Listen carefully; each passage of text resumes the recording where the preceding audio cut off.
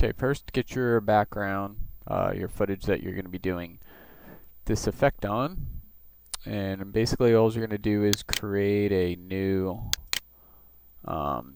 composition first and make it a 512. Well, we're going to make it 512 by 512, so let's just make it 640 by 640, something a little bit bigger. 600, just a little bit bigger.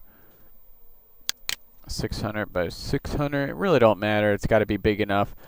Yeah, I mean, even a 256 by 256 square, depends on how big you want, but just make it a little bit bigger, so this way it's bigger rather than smaller. You don't want to have to resize it. You want to resize it smaller, not bigger. So just make it big enough to where even if it's going to be as big as your comp, like 720 by 480, make it 720 by 720 or 800 by 800.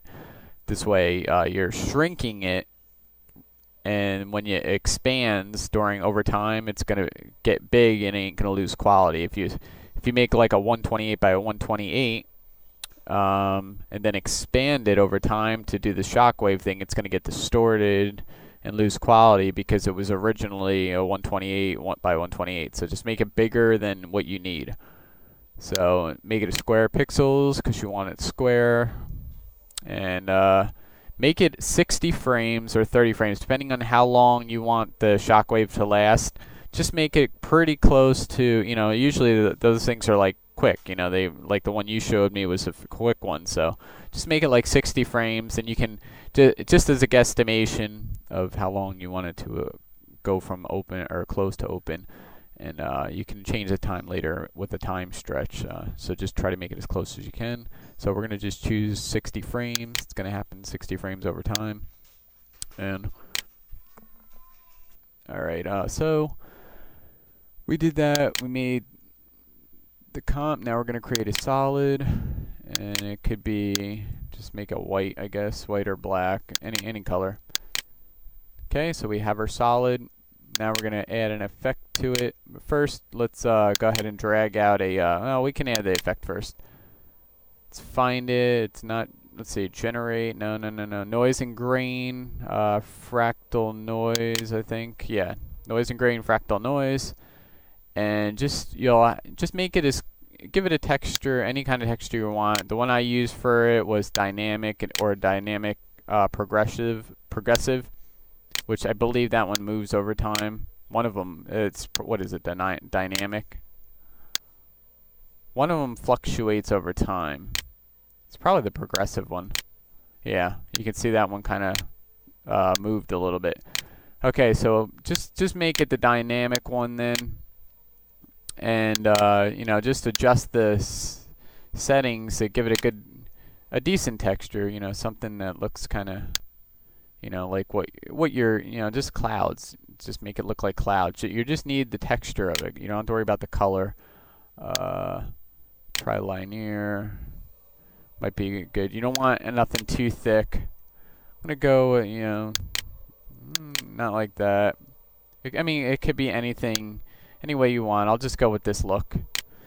Okay, so let's just get it like that. Let's try evolution, because you can change it. This gives it the bubbly look over time. If you actually want to make clouds and stuff like that, just do this over time. But we don't need that. We just need the texture. So we'll just leave it like that.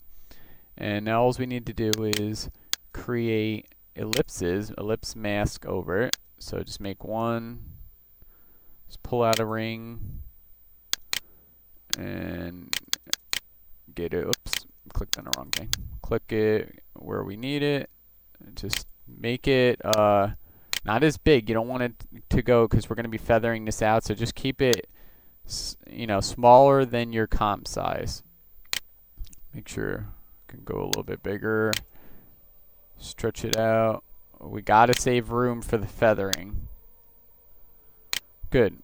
Okay, so that's that. Let me try to bring this down. Now, we need to duplicate this mask. So we're going to duplicate that mask. And we're going to shrink that mask. Bring that one down. You can do this freehand, of course, because it really doesn't have to be perfect. Just to make a ring, we're going to change the size over time anyway. So subtract that one. This way you have a ring. Now what you want to do is select both of them, expand them, and then for the feather, change the feather. Because as you can see, it'll feather the edges out nicely. Do a decent feather on it because you want it to blend good in with your sky and everything. You just want to have the texture there. So feather it out to where you see some good texture, but it's also feathered really good. Okay, once you do that, let's go ahead and kind of mess it up a little bit. Let's turn off our mask over here. Just right click in it to create another effect. Go to Distort, Turbulent Displace. Change the size to something low. And then the amount up a little bit. You know, not too much to where it messes up our texture, but we just want to like rough it up so it's not a perfect super circle or anything. I mean, we want a circle, but we don't want it too perfect because then it'll look too fake. So we just want to mess it up a little bit. It's probably why it's better to go with a smaller size and tweak up the amount a little bit. Maybe a little bit more. You can try complexity. See if that helps. You know, we just want to rough it up a little bit. See, before, after. That kind of just messes it up for us.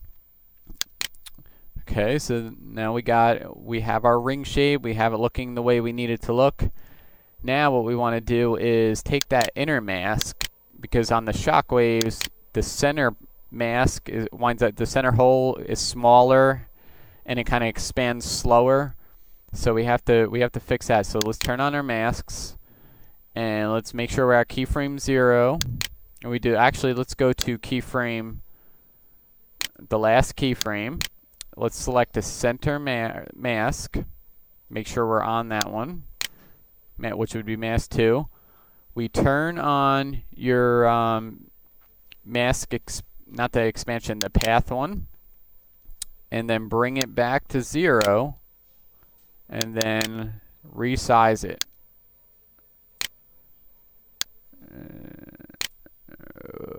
Bring this down.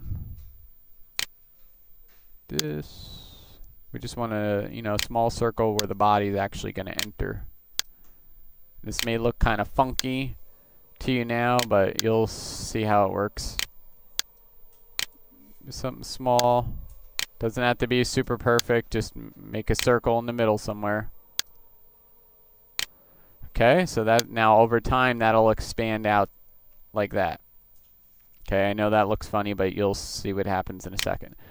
Okay, so now we got that. We have the inner ring done. Now we also have to change the opacity over time. So we go to Transform, click on the opacity, and change this to 0 for the last keyframe. Let's go to the first keyframe, change that one to 100%. And now over time, we'll change it, say keyframe 40. We'll put that one to 100, and it'll start dissolving as it gets bigger like that. So it starts off, and then as it gets bigger, it'll dissolve into nothing.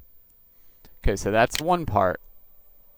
Let's fix that. We got to get this to work. Once we get our ring to work, like that, and we can go ahead and change the actual size of the whole. The ring. So let's do that. Let's go to our scale size now, and we'll set a scale to 100%. We'll go all the way to the end of the timeline. Click on the stopwatch. Then we go to 0 on the timeline and change it to scale 0. Now it'll expand over time just like that.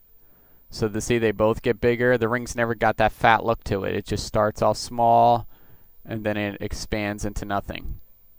Like that. Okay, now we have our ring working.